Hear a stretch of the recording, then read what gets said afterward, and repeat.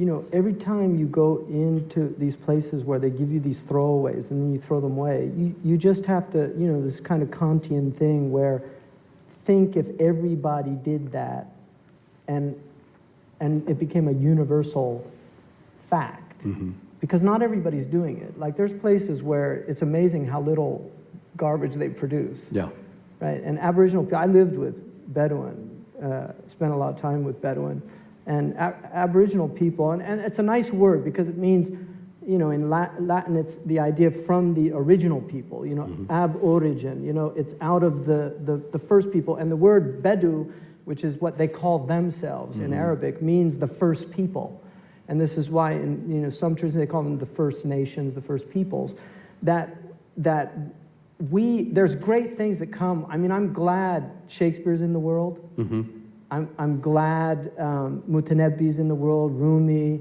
I think a lot of people, you know, feel like the world would be less than it is without Bach or without, and some people without, you know, Lady Gaga, you know, or, I mean, there's whole slews of people that just get something out of the artist, you know. So, but all of the things that we love about civilization, the question we have to ask ourselves now, is it all worth it?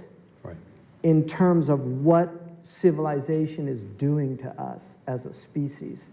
And I think that's a real question, because we have to somehow learn what Aboriginal peoples have known, how to live sustainably on the planet. And they have great things to teach us, but they're messed up too. So it's not, because I know in firsthand, just living, they have their problems. They're grappling, a lot of Aboriginal peoples do not have a way of dealing with modernity when it's introduced. And an example of that, for people that know the work of Jerry Mander, not the political word, but the writer, he wrote a book called The 4 Arguments for the Elimination of Television.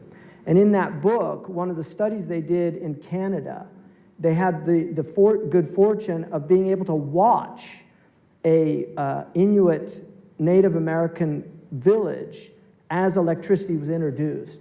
And they studied it to see what would happen. So they basically determined it took 5 years to destroy their traditional culture. Once television, 5 years. And I saw that firsthand in Mauritania, because I lived with Bedouin. I was in a town that had no electricity. Every night it was literally chanting. The whole village was chanting the Quran. It was like bees buzzing, and it was one of the most extraordinary things. And then you had the sky. See, I think one of the reasons why we've lost our spirituality is because of artificial light. And it's interesting we call it artificial light, because if you look up at the sky in the Sahara Desert, and I've been reduced to tears on many nights, just look, the heavens declare your glory. I've been in the Sinai. I know. It's breathtaking. It's breathtaking, and there's a reason why those guys fled to the desert, you know. Because if you want to be close to the heavens, that's as close as you're going to get. We don't see the stars anymore.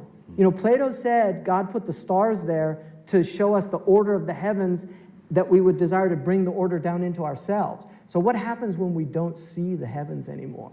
And I would really like to see a city, you might think of this, Mayor Fisher might think of just having an hour, you know, once a month, where all the lights in the city are turned off on a clear night, so that people can actually go out and see the heavens. Just see the heavens. It's amazing.